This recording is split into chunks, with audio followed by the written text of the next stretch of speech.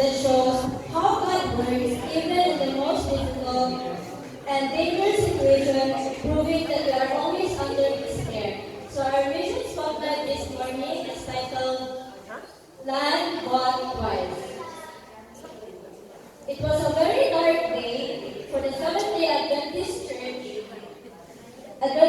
Church communities at the Adventist University of Dukama in the Democratic Republic of Congo on March 18, 2001.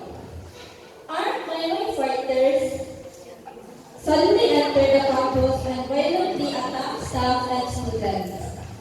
They took 3 students and brought them to a nearby hill, accusing the university of illegally occupying the land.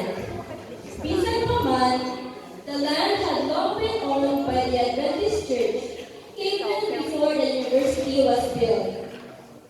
During the interrogation, one of the fighters threatened to kill the students. But in the very moment of danger, God intervened. Kalitra nga nainaabot na ulan. Nainaabot na tubig, na ito sila makatong tubig kay mauto ang ilahang protection. So ito, while naitubig na naabot, ni-escape sila.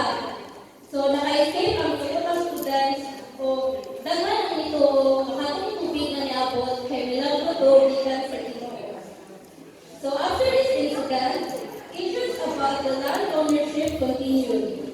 To preserve peace, the church humbly chose to pay for the land again. Bisan huwag na sila bayad ang mga land, nibayad pa hapon sila usap para wala na ikupot.